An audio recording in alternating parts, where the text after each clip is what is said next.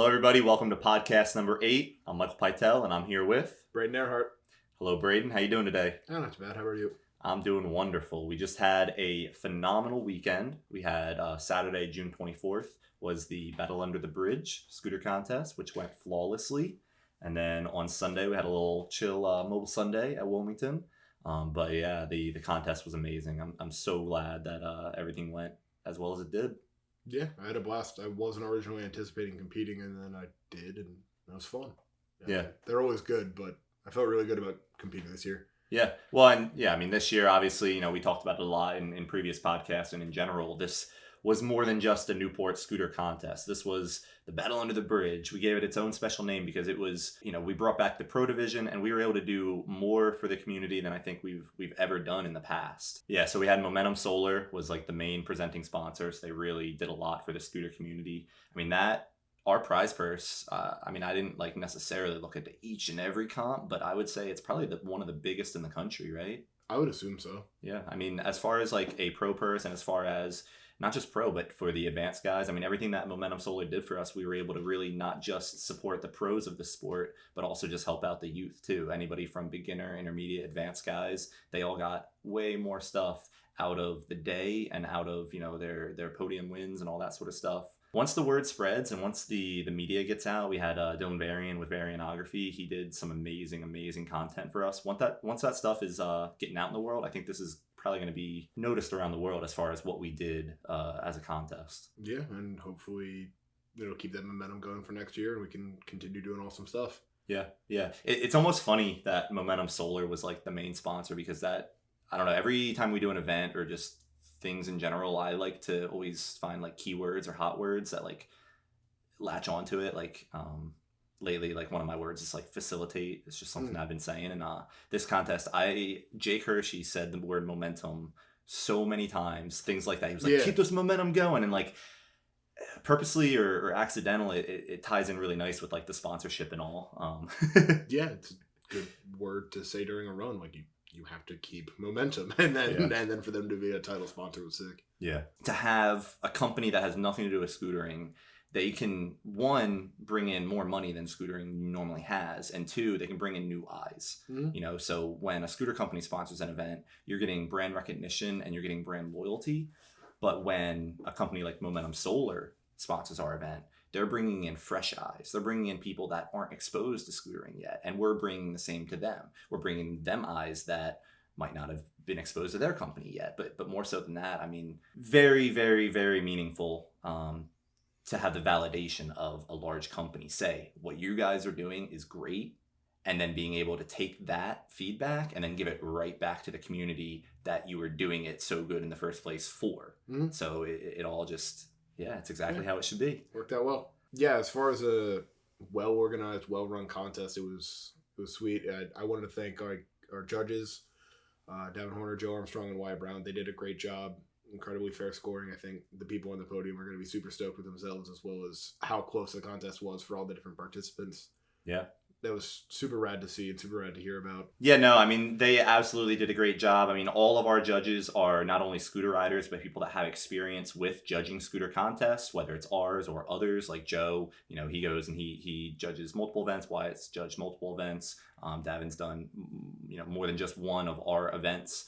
So everybody is experienced between scootering and judging. Also, too, we have our rubric, which, I mean, we actually have Wyatt and Davin are here, so they'll be hopping into this podcast, and they can even talk a little bit more about what the judging was like, how completely insanely competitive it was, how close everybody was, and they can kind of go into, how the rubric works and all that sort of stuff, because the rubric that we have designed for the Newport scooter contests, they are designed to level the playing field and make it to where it's not just whoever has the flashiest, biggest tricks. It's who has a big bag of tricks, who has a diverse style, who has the consistency to back up a win, and also too, who's going to actually use all the course, not just using it percentage wise, but using it in a creative or a positive way. The other cool thing about this podcast that people are going to see later on is the guy who took full advantage of that rubric is here. We got a winner of the Newport contest coming up soon. Yeah, so we also have Chase Donnelly here. So actually, I'm going to go ahead. I'm just going to, I talked enough already in this short amount of time. So I'm just going to get up, get out of here, and let you guys just talk about the comp and the event. And maybe I'll hop back in. So nice talking to you guys. Maybe I'll see you a little later, or maybe I'll see you next week. Hey, Chase. Based on how the weekend went, how are you? I'm doing just good. How about you? Couldn't be better, man. So you won. How does that feel? How does it feel to win your local contest? Feels fine. I didn't expect to win, so I don't know. I'm just taking it in how it goes. Word. Tell me about your run. How long was it planned out for? I practiced for 3 days. That was about it. Every day I was home, I would plan it out like in my head and just get things down and then just go and practice whenever I could. But got focused during the run and that was it. Okay. What was it like? Like first run versus second run, how were you feeling nerves-wise? Because I know at least for me when I'm competing, that first run's hard to get through, and then the second one I'm like, all right, yeah, we're feeling good. Yeah. That didn't pan out for me this contest, but... Yeah, first run was definitely like very nervous. I was like, oh, I'm going to mess up everything, but then I didn't. It was actually my better run. And then the second run, I was just like, just play it safe, pretty much. Okay, interesting approach. I know a lot of people will put down like a safe first run and then go... I mean, you know how it is, like, at Newport with the wall. Mm-hmm. Like, I'm not the best at that, so, like, if I hit it wrong, I can tell, and that's how it was in the second run. I hit it wrong, and I was like, I just gotta, like, play this whole run safe now. Okay, so you did like I lost a bunch of speed from it. So on that second run, your first trick over a big box, that was more of like a safety trick compared to the first run? Yeah, it was supposed to be bar quad, but I only did bar triple. Okay, interesting. So I couldn't imagine. I lost speed, so... I couldn't imagine either of those as a safety trick. That's so insane. Do you have like a favorite trick you did during either of the runs? Like something that to you, like as you landed, you're like, I'm good. No, it was just a bar quad and bar triple. Because if I messed up that, then the whole run was pretty much okay. over. Yeah, throwing That's hammers where right. all your speed is. Hammers right out of the gate. Yeah. What was it like entering pro for the first time? It's definitely different, like scary, because you didn't know who was going to show up, and especially going against Brendan, that was like the top person, and I was like, oh, he's going to destroy me. And you were proven wrong. That's awesome Somehow. to hear. So now that you are pro, you realize you can't go back. And Yeah. what's the next contest you're going to do? No, I have no clue. That's a great question. We'll just see what comes up. Yeah. And then you're going to have to enter pro. Yeah. You're stuck That'd be now. great. It's so fun, isn't it? Mm-hmm. How long have you been entering pro? I've been doing pro contests since 2017. My first one was in was a Florida ISA qualifier. I drove down overnight with a friend of mine, Alex. Oh, okay. Some of the other ECX guys were there. Wyatt, Nino. I think Davin was there on that trip as well. And then did my first pro contest. I got dead last, which is funny, but it was one of those ISA ones where 10 people qualified. Yeah. 2 people already qualified, so I ended up going to nationals like 3 weeks later. It was hilarious. You went to Chino, right? Yep. Okay. Yeah, and I Chino remember that. was then my second pro contest. And I've been stuck doing them ever since, Mhm. whether it's appropriate at this point or not. Me and Trevor were thinking about going out to the one at ESCO coming up, but then we got plans literally like 2 days after, so it won't work out. That park's always looked really cool, though. Yeah. I think at some point, you two both are incredible contest riders and just riders in general. I think more contests are on their way, and I think you'll keep doing good. I just wish I had more contests around here, like on the East Coast side. Yeah. It all Yeah, tends I've to noticed. be out West Coast. I've definitely noticed a taper off on East Coast contests, but we'll see if it picks up in the future. Hopefully it does. Yeah. Hopefully this event and how well everything went inspires other people to do other great events. So yeah, I feel like I've asked plenty of questions. I think we got one of the judges from the contest in the studio, and we're going to have him talk to you next and kind of talk that kind of stuff out. What's up, man? What's up, Terry? How you feeling? Great. Big man on campus over here, winning $1,500. Real question. What you gonna spend it on? You saving it? You gonna what you doing with it? Fun No stuff. clue. You got trips coming up. Hopefully go somewhere with it. I figured you probably would. Film some I things. was gonna assume you might as well use it for that. But you were nervous? Very. I was nervous for you being up there. I know Brendan was definitely a big opponent for you. But yeah, you were as far as I'm concerned more consistent with your tricks. Mm-hmm. Not that Brendan's not good or anything, No. but he just His run was great. His run was I amazing. still He can't just believe slipped he, up a couple times. Cash rolled flyby. Yeah, I That was don't. insane. But like seeing it from the opposite end, like of the landing, like I don't know That's how death. he was. Yeah, I don't know how he was pulling that around every time. How was judging? Yeah, judging's great. I'll do it every year. I mean, Pytel always asks me. It's like my 4th or 5th time doing it now. It's fun. More importantly, it's fun just to sit there and watch what I actually like to watch in person. We're there from 10 o'clock till 3 or 4 o'clock. We're there all day. More importantly, there to support you guys, support the team, and to more importantly also keep it fair. We don't want anybody thinking that like there's weird stuff going on or anything's rigged, and nobody likes any of that talk. So like we try to keep that as far away out of question as possible. Obviously, me and Wyatt have been doing this for a couple years now, so I mean it's not like people are questioning us or anything. But you didn't even know who you were gonna go up against either. Yeah, that was what made it so like nerve wracking, because anybody could show up. Yeah, anybody could have showed You up. could have a solid run, and then you see one person, you're like, I'm screwed. Yeah, exactly. I don't know. You shocked me, Wyatt, and Joe. Honestly, Newport's just hard to ride. If you're Newport's not hard. I local, can't ride Newport. It's the hardest thing to get used to. It's on a hill. For people to come from other states, it's going to make it so much harder for them. I think Trevor had a good run too. I just wish he pieced more of his tricks together. Yeah, I thought Trevor was another one. During practice, he was going Oh no, during practice, insane. And I yeah, was like, everybody's damn. going crazy during practice. But it always comes up to that run, like, and how you feel. No, yeah, 100%. So, like, if you get into your head, you're screwed. Yeah, you're done. You just gotta literally, yeah. tell yourself to commit on everything. Just do it. All right, Chase, thank you, and also congratulations. Thank Don't spend all that money in one place. All right, what's up, bro? How you doing? Chill, man. Happy to be here. Yes, sir. How we thought about the contest? I think the contest went good. It was it ended up being a shorter day than usual, but we all took full stride, even with the impending weather, and decided to go on with the contest either way, even though the rain was on its way. And it did end up raining a little bit during the day, but it wasn't enough to stop the comp. And we had a few hesitations at first with safety concerns and getting beginners started. Some of the course was still a little wet, but we pushed through, made it happen. It was a great day. I think everybody was pretty happy, and I had a good time, so nothing to complain about. Well, luckily enough for us, the skate park is under a bridge. Yeah. So it did rain a little bit, but it wasn't enough for it to come into the skate park. Yeah. But like you were saying, we were sitting on the ramp, like waiting for beginner to start, and kids were just Wiping falling, out yeah. left and right. And I personally didn't think it was that wet. Like Nah. just based off like seeing it, and then Yeah. like kids just started sliding everywhere. Yeah, I just knew from riding Newport for so many years that like that middle strip of the skate park gets wet, and then right on the outside edges. And if it's like any shade different asphalt than the rest of the park, then I know it's untouchable, because you hit that and it might not seem that bad, but then you hit a wooden ramp after, your wheel slides right out from under you.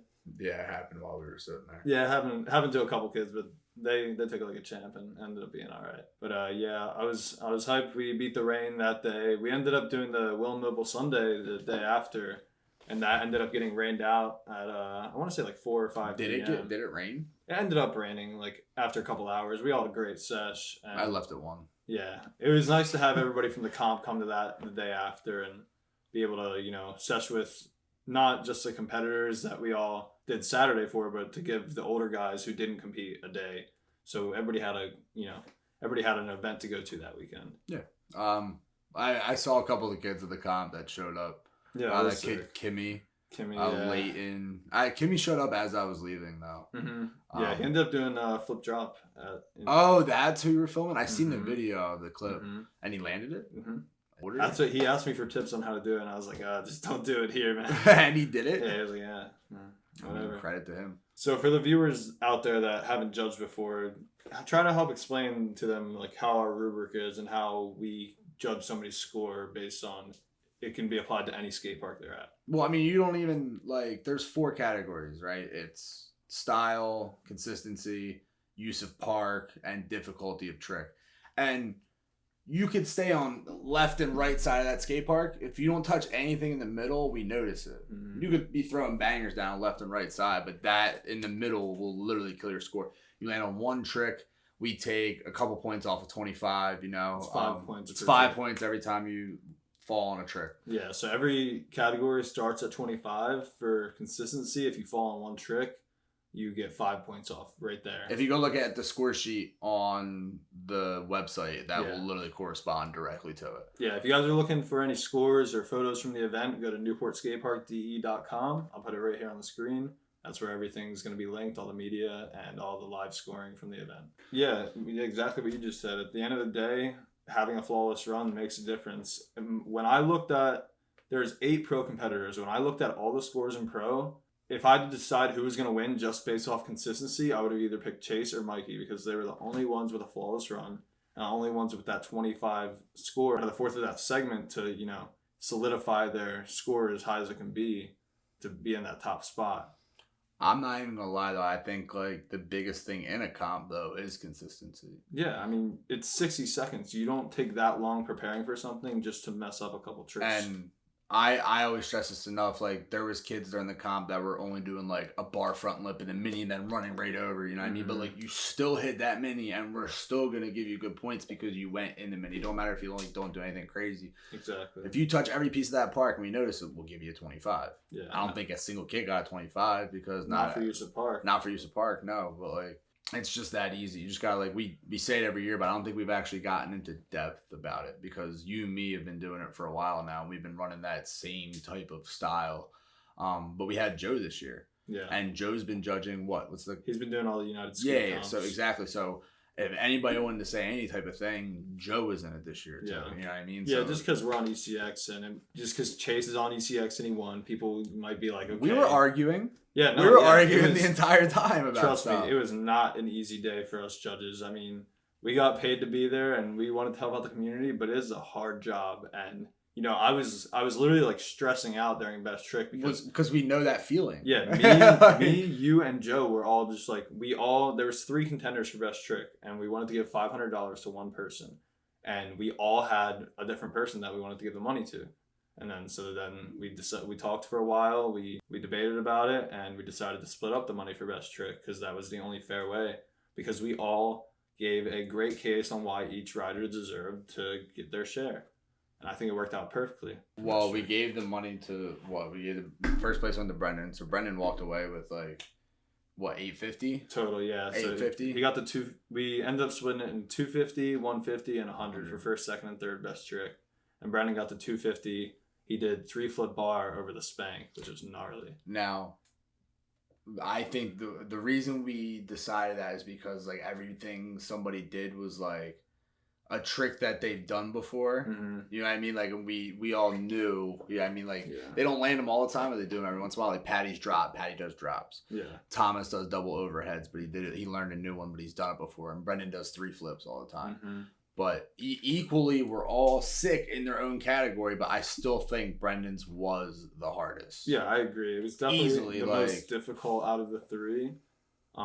Just based off air awareness and the trick itself. But that's why I don't like judging best trick too much, because I know how everybody rides. And to me, I look at Brendan do that and I'm like, oh, that's easy for him. He's got that first try. But at the end of the day, over all the other tricks that were landed, it was the best one, no Yeah. matter how easy it was for him or anybody Just else. like double overheads are easy for Thomas. Exactly. Patty does big drops, but his foot was broke, so I figured like I wanted Patty to Yeah. personally win, but because I've never seen somebody jump off the shed. Yeah. That's the only reason why I wanted it, is because I've never seen someone jump from the box, land on it, not push, and then jump the flat, Mm-hmm. or even back into the ram for that matter. Yeah. No, that was the most unique thing I saw all day. Yeah, exactly. And I But- think we did it fair. I think No, splitting we up did was it the fair, right call. and everybody was happy. Exactly. So it's Everybody got fine. some money. Nobody left empty-handed, and yeah, at the end of the day, we made the right call, and we made it as fair as it could be. I think we definitely made the right call on everything. Hopefully everybody agrees. Yeah, but I mean, compared to a lot of other comps I've either been to or judged myself, I think the way we've been scoring things is probably the best way to do it. I'm not sure how they do it on the world stage. I've never done a comp, or I've never judged a comp for that. I've been in them, but I've never been on the other side of it, so I don't know the rubric. But the other comps I've done, usually it's just a score from 0 to 100.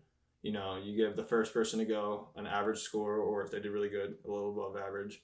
And then you basically base everybody else's off that first person's run. So then you give them a score out of 100, and you could have 3 judges. One judge gives them a 50, another judge gives them a 75, another judge gives them a 90. That median isn't going to come out good. that's why I think the way we were doing it, 3 judges on one score sheet, picking scores 1 to 25 for 4 different categories makes it a lot more fair because we're judging on not only how the run was overall, but we're looking at specific things while they're going. Yeah, I definitely think that that's the way it should be. Making it a point that if a pro runner per run slips a foot or two and somehow still places higher than somebody who consistently landed all their stuff, even though maybe their trick selection wasn't as advanced or skilled, should still matter at the end of the day. Yeah, and if we want to get to any like world stage, or like if we want to be in the Olympics or X Games one day, then we can't have a pro winning a comp and him slipping a foot here and there, or missing a trick in a run. If we want to be taken seriously and professional, we need to have our athletes out there doing the best they can and performing the best runs they can to showcase our sport to the world. Because that's the only way we're going to be taken legit, is if we can, show the world that scootering is more than just a hobby. It's a craft, it's an art, it's a profession, and it takes time and dedication to make something that's 1 minute long look that beautiful and deserve that much money and praise and all the rewards you get from it. Oh, there's one thing about certain comps that I can't stand, is like when these professionals can't pump. Oh my God, yeah. I cannot believe that there's certain kids who can win comps by just after every trick they land, either push, stop, do a plant or something to not keep their run going. You could do whatever trick you want. Like, at the end of the day, that doesn't make you professional. Mm-mm. If you can't pump and keep your line together consistently without putting your foot down, I think you have some serious looking back to do on what you're doing. Yeah, it's funny seeing all the Instagram riders see these comps and they're like, oh yeah, I can go out there and do all these tricks and link them all together in one shot. And then they get there and they start practicing. They do like one banger and then they're just wiped for the rest of the 30 seconds. And they're like, they don't understand how people do it. And it's like, it's a lot more than just the highlights you see on Instagram. I'm not a park rider whatsoever, but I appreciate all of scootering together, and I know when something looks sour to taste. Yeah. Yeah, I mean, instead of actually something being pieced together. If you do an entire run and you put your foot down, to me, that's the most impressive part. Yeah. If you don't ever take your foot off, that's the most impressive part to me. Yeah. Or you don't fall, obviously, but yeah, and it's just little things like that. Like you said earlier, I don't know if it was on camera or not, but Braden actually got 5th at the comp we just did. And the reason he scored so high is maybe his tricks weren't as difficult as other people's per se, but his use of park and the way he did it, his style, got him really high scoring points, which put him up there. And I told him, I was like, dude, if you didn't miss 1 or 2 of those tricks, you would have been on a podium up there with him. 100%. Contesting for first even.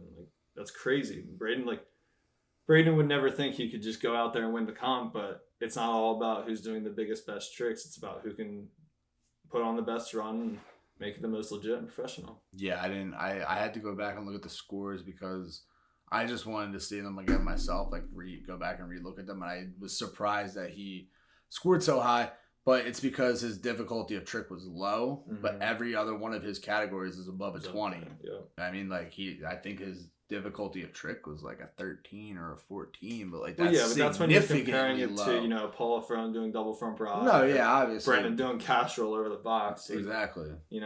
Braden's got some tricks, but he ain't cash roll in the box. If Brendan would have landed that 540 flare, if Brendan wouldn't have thrown that 540 flare, I've told this to Chase too, and I hope Brendan's listening to this. He got to the end of his run, it was flawless, it was perfect, and then his very last trick, he could have done anything, and he would have. He lost to Chase by 1 point. He could have done anything and he would have gotten that first place. But the fact that he slipped a foot, 5 points off, and he was down for the count. And that put him in second. And it's just those little mistakes that you have to look back on and learn from. And that's what truly makes professionals in the sport. Yeah, I mean, I highly agree with that. Only because the entire day we were basing, if you slipped a foot, we counted that right there. Yeah, as it was happening, if somebody fell twice, we listed it twice. Yep. It wasn't just 25, one person. down to 20, down to 15, down to 10. Yeah. I don't think anybody slipped more than 3 or 4. I really don't, which is impressive. I really don't think we went below a 15 or a 10 for consistency. I think 10 was our lowest. Nobody even fell that crazy, which is great because you shouldn't be. Because you should be there practicing your run. I'm not even talking about just in pro. I'm talking about overall. Yeah. Even in beginner. Everybody did very well. In beginner we're a little bit more lenient, but yeah. Still. Now you slip a foot in pro, you're done. Yeah, you slip a foot in pro, like even especially on like an easy trick, Well, you know, but the it thing just is, doesn't like look right. Brendan's one cash roll, his foot like slipped a little, It but bobbled up. we don't, I mean, like we don't count that. Like, I mean, if your foot touches the ground like fully, that's a different story. And it's a little different because as riders, we know how the park is, and we know when he hits the bottom of that transition. I don't even know how he controlled it. Still, both of them. That's why I didn't care. I was like, nah, he's got exactly. The fact that he could roll away after landing in that rough transition, I honestly gave him extra points for that. We did. Yeah, I want to add a little shameless plug in here at the end. We're trying to do some new and more YouTube videos on the channel. So we did this one last week with Pytel. I came into him with the shop when he opened up on Wednesday. We shot this little video of, basically what he goes through on a day-to-day basis. And I'm going to throw that up right here, and it's also in the description below. I think you guys should check it out. It's a scootering video, but there is no scootering in it. It's a lot more behind the scenes look, and I know some of you may enjoy that kind of thing, so let us know below what you think. Go check out that video, and we're going to try to do some other videos here soon in the future, with me, Davin, other team riders. We're just going to be experimenting a little bit, seeing what you guys like the most, and seeing how we can connect with the community even more.